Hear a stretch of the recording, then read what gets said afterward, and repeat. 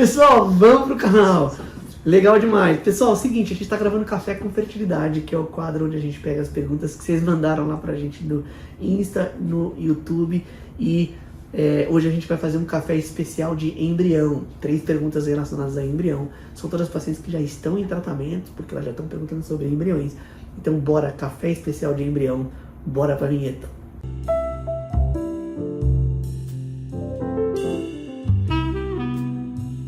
Pessoal, se inscreve no canal, a gente pode estar lembrando aqui, sempre pedir para se inscrever no canal. E pessoal, participa aqui embaixo, o que vocês estão achando, responde pra gente se vocês estão gostando do canal, o que dá para melhorar, se o áudio tá legal e assim por diante, beleza?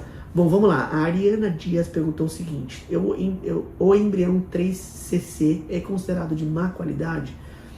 Embrião de 6D, ou seja, de 6º dia, vamos lá. Existe uma discussão bem interessante de embriões que potencialmente geram gestação, embriões que potencialmente não geram gestação. Então, existem várias classificações na literatura de embrião.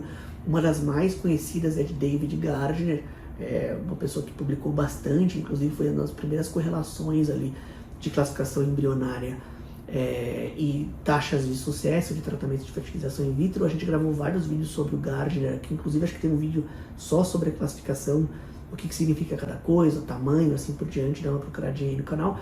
Mas basicamente o que o Gardner fez, ele deu um número para a expansão do blastocisto, do embrião de 5º dia, e ele deu uma letra para a parte externa do embrião, chamada de trofoblasto, e ele deu uma letra também para a parte interna, chamada de massa celular interna, que são formados pelos embrioblastos ali, que são os blastos que vão formar embrião, beleza? Então, o que a Ariana perguntou aqui? Um 3cc significa o embrião que está no estágio 3, ou seja, ele não expandiu, por exemplo, pelo 4, 5, 6, então ele já é um blasto expandido, mas geralmente expandido, e ele já tem fragmentação e assimetria, tanto no embrião como na parte externa, tá bom?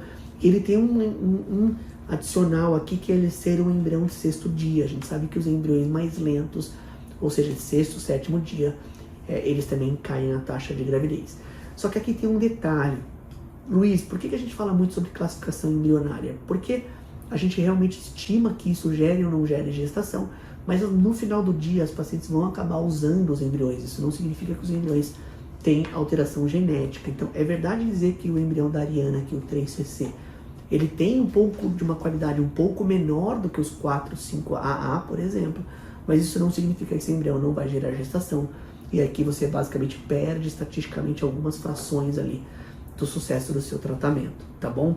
Então ela tem duas variáveis aqui que contribuem para diminuir a chance. E claro, quando a gente pega 1000 pacientes que transferiram esses embriões, você vê que a taxa de sucesso é menor do que 1000 pacientes que transferiram os menores, mas ele não é impossível de gerar gestação, tá bom?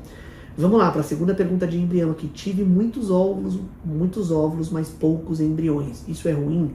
Tem um blasto 4AB e um B4BC e um 3CB. Então, quem está de fora, essas letras realmente... eu vou até achar a classificação de Gardner na tabela e colocar nesse vídeo de novo.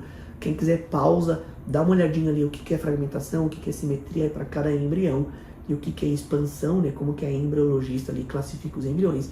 Mas basicamente ela falou que tem 3 embriões aqui, 4AB, 4BC e 4CB.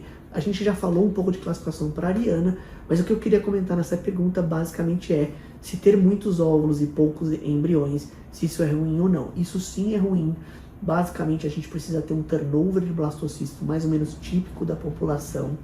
E aqui precisa estudar uma série de coisas, né? Basicamente a qualidade seminal influencia bastante, a qualidade dos óvulos, a doença de base que fez a paciente fazer o tratamento ali da reprodução humana, e por último a qualidade do laboratório.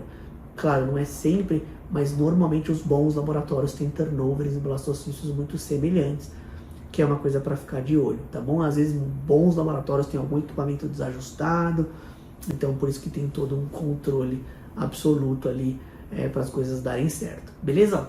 Terceira pergunta do Café com Fertilidade de embrião. Doutor, quando o embrião não chega em estágio de blastocisto, o que é feito com ele? Pergunta bem legal.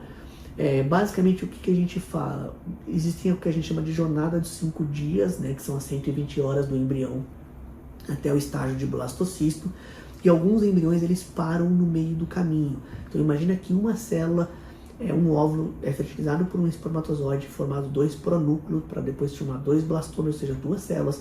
Essas 2 formam 4, 4 formam 8 no terceiro dia, 8 formam uma mórula no quarto dia e a mórula vira estágio de blastocisto. Vou até pegar um videozinho que a gente tem aqui para mostrar para vocês esses 5 dias. Quem quiser depender, assistir várias vezes esse videozinho que é muito legal.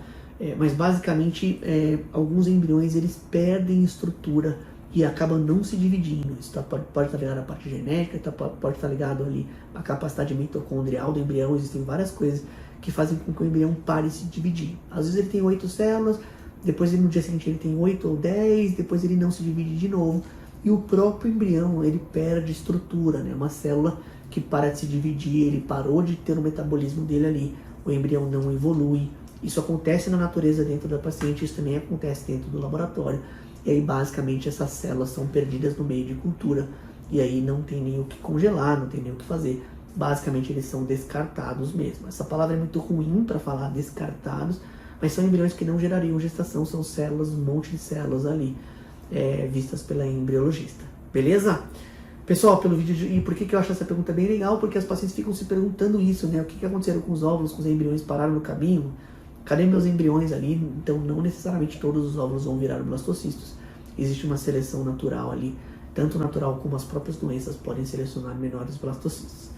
Pessoal, pelo vídeo de hoje era isso. Eu queria agradecer demais quem manda a pergunta, quem se inscreveu aqui no canal. Um abraço para todo mundo, bom final de semana com a família. Eu vejo vocês aí nos próximos vídeos.